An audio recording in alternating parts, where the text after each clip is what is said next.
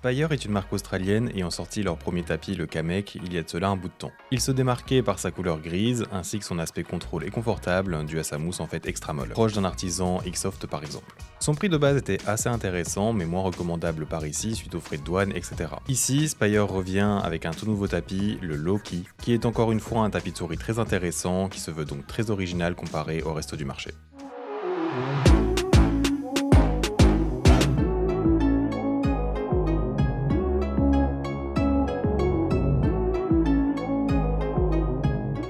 Et yo YouTube, j'espère que vous allez tous très bien et d'entrée de jeu je tiens à remercier la marque Spire pour m'avoir envoyé ce tapis pour que je puisse vous en parler en vidéo. Si vous vous souvenez de ma review du Kamek, il avait mis plus d'un mois à me parvenir étant donné qu'il est envoyé depuis l'Australie. Ici je l'ai reçu en moins de 20 jours, ce qui est déjà beaucoup mieux je trouve, et j'espère qu'ils vont essayer de trouver des revendeurs en Europe sous peu car c'est un très bon tapis surtout pour son prix. En effet, comme vous pouvez le voir, c'est un tapis qui est uniquement disponible en format carré de 50 sur 50 cm et qui se veut être en Cordura, c'est-à-dire une surface très résistante à l'usure. On verra cependant que c'est pas vraiment le même Cordura que d'autres tapis. Et donc pour ces deux propriétés, il n'est qu'à 26€ initialement, ce qui est vraiment un prix extra compétitif. Par contre, n'oubliez pas, comme je vous l'ai dit dans l'intro, vous devez ajouter des frais de transport ainsi que des frais de douane qui devraient être aux alentours de 10€ pour la France de ce qu'on m'a dit. Malgré ces ajouts, il se peut donc que le prix total reste quand même assez attractif de mon point de vue pour ce qu'il a à offrir. Et comme pour le Kamek d'ailleurs, il possède 10 ans de garantie, c'est-à-dire que basiquement vous pouvez obtenir un remplacement en repayant juste les frais de port, ce qui est quand même incroyable, rappelons-le.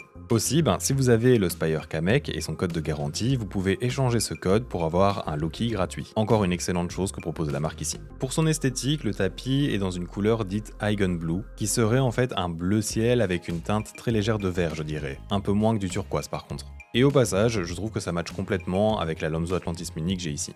Je ne sais d'ailleurs pas s'il prévoit d'autres couleurs, mais ça serait vraiment insane car cela rend vraiment bien. Le logo de la marque est dans le coin inférieur droit et fait directement partie du tapis, il ne gêne donc pas la glisse. Niveau emballage maintenant, il est enroulé dans un grand tube, il sera donc bien protégé durant le transport. Par contre, si vous êtes familier avec une surface en Cordura, en fait vous pourriez avoir peur que cet enroulage le rende très difficile pour qu'il soit complètement plat. Et bien ici, pas d'inquiétude car en fait ce tapis est extrêmement souple et sera à plat instantanément.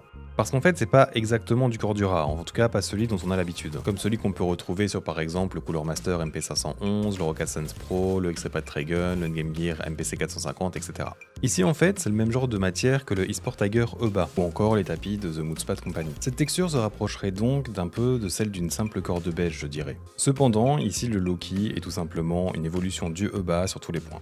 Ce EBA est en fait très rêche, plus que n'importe quel tapis hybride, que ce soit même l'artisan Yen ou le Razor Strider. Car en fait il a ici un tissage plus gros, là où l'hybride sera en fait plein de petits plis. L'hybride sera donc plutôt granuleux, alors qu'ici c'est plutôt des gros morceaux. Ce EBA d'ailleurs est un tapis que j'aime beaucoup, mais que j'utilise pas vraiment, car en fait c'est le seul tapis qui peut m'irriter mon petit doigt après de longues sessions. Doigt que je laisse donc souvent traîner sur le tapis pour m'aider dans mon contrôle. Ici, le Loki est vraiment moins abrasif, et de mon point de vue, il se peut que vous n'ayez pas forcément besoin d'utiliser une manchette pour l'utiliser si vous n'aimez pas cela. Continuons dans le confort d'ailleurs avec sa fermeté plus molle que le EBA également, que je situerai en fait pas si loin d'un soft de chez Artisan. Ses coutures sont un peu au-dessus de la surface de la glisse, mais elles sont bien molles et au vu de la taille du tapis, elles ne devraient pas vous gêner. D'ailleurs, Spire se démarque encore une fois en proposant une version de ce tapis avec ou sans bord cousu. Le choix est donc entièrement libre lors de la commande. Niveau base adhérente, il s'agit de caoutchouc classique, ils n'ont pas réutilisé celle du Kamek et c'est tant mieux car ici en fait le tapis ne bouge pas d'un poil. Il nous reste à parler de sa glisse maintenant, mais avant cela, je t'invite à t'abonner à ma chaîne si mon contenu te plaît, car au final, toute ma chaîne est dédiée à cela. Tu peux également activer la cloche de notification pour ne rater aucune vidéo, bien évidemment.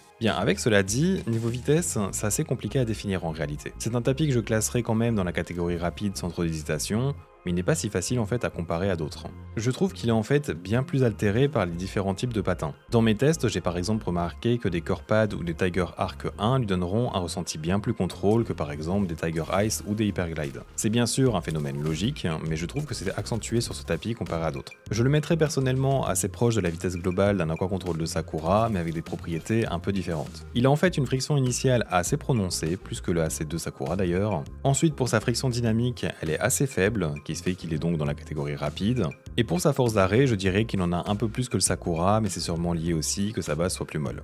Et finalement, niveau ressenti de glisse avec du PTFE, il me fait un peu penser à celui de mon Hayate Otusoft, dans un style donc quand même un peu plus contrôle. Je vous précise donc d'ailleurs avec du PTFE car ce tapis cache en fait une botte secrète. C'est qu'il est en fait excellent à complémenter avec des patins moins conventionnels comme du verre, du saphir ou encore du céramique. Et d'ailleurs peut-être que certains ont pu s'en douter d'ailleurs car sur ma chaîne quand je vous avais parlé du eSport Tiger EBA, c'était lors d'une vidéo intitulée Mon meilleur combo de 2022. C'était donc un combo avec ce tapis et des patins en verre. Ça fait un moment que moi personnellement j'ai arrêté d'utiliser des patins en verre à cause de leur inconstance et du fait qu'ils usent beaucoup plus vite les tapis, comme tout patin solide en fait. Parce que évidemment, entre du verre et du tissu, il y en a un qui va s'user et l'autre ne va rien prendre. Ici donc, ce tapis sera de source sûre très durable et pourra très certainement tanker ce genre de patin pendant pas mal de temps. Mais ce n'est bien sûr pas que pour cela, car je trouve en fait juste que le feeling de glisse est génial. Les patins en verre effacent généralement le ressenti du tapis lors de la glisse, mais ici vous gardez quand même un ressenti durant son trajet, c'est quelque chose que j'apprécie personnellement. Ce verre d'ailleurs ne sera pas si loin de sa glisse de base qu'avec certains PTFE. Contrairement donc à d'autres tapis dits encore du rare, qui là auront une glisse complètement déconnante niveau vitesse. Personnellement, j'ai vraiment beaucoup aimé l'associer avec des patins de Sapphire Skate, donc des patins en saphir, qui lui donnent donc moins de friction dynamique, mais avec une plus grosse force d'arrêt en échange. Et pour en finir avec mon passage en revue de ce tapis, la seule chose qui peut être négative pour moi,